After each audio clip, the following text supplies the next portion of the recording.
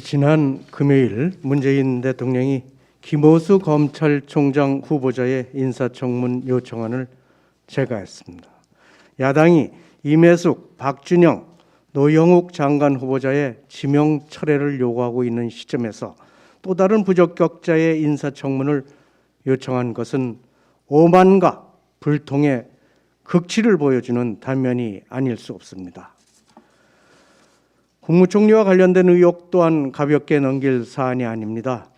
김부겸 후보자의 차녀 가족은 지난 한 해 수많은 투자자에게 피해를 입힌 라인펀드에 3살, 6살 손자와 손녀까지 가입해 특혜를 받다는 의혹이 제기된 상태입니다.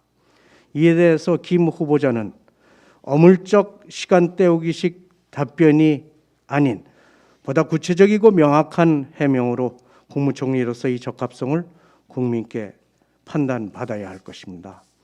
무엇보다도 김 후보자는 민주당 당적 보유자로서 내년 대선 관리의 공정성을 담보할 수 없다는 점이 큰 문제점입니다. 대통령은 대선의 공정관리를 위해서라도 김 후보자의 지명 철회와 함께 선거 주무부처인 전해철 행안, 박범계 법무도 즉각 교체하시기 바랍니다. 대통령이 지난 4년간 29명의 부적격 인사를 야당 동의 없이 임명을 강행한 결과 국정 운영에 실패했을 뿐만 아니라 정부에 대한 국민의 신뢰는 바닥에 떨어졌습니다. 그렇기에 국정 운영 정상화를 위한 첫 단추는 부적격 인사의 임명 강행을 멈추는 것입니다. 대통령이 잠시 후 집권 4주년 특별연설을 하신다고 합니다. 지금이라도 독선과 오만으로 점철된 인사에 대한 대국민 사과와 부적격 인사의 지명 철회로 국정 운영을 정상화해야 할 것입니다. 그것만이 남은 1년의 집권을 순탄케 하는 유일한 길임을 직시하시기 바랍니다. 코로나 백신 부작용에 대한 국민의 우려가 커지고 있어 한 말씀 드립니다. 지난달 29일 아스트라제네카 백신을 맞은 강원경찰청 소속 30대 모 경위가 사지마비 등의 부작용에 시달리다가 어제 상세불명 뇌출혈을 판정받았다고 합니다. 먼저 병마와 싸우고 있는 모 경위가 조속히 안정을 찾기를 기원합니다. 또한 가족들께도 위로의 말씀을 전합니다. 모 경위의 진단서에는 백신 접종과 인과성은 명시되어 있지 않다고는 하지만 기저질환이 없고 건장한 30대 경찰이 백신 접종 이틀 후부터 부작용에 시달리다 뇌출혈 판정을 받은 것은 결코 가볍게 넘길 사안이 아닙니다. 그런데도 정부는 백신 접종률 높이기에만 혈안이 되어 사실상 국민의 안전은 도외시하고 있습니다.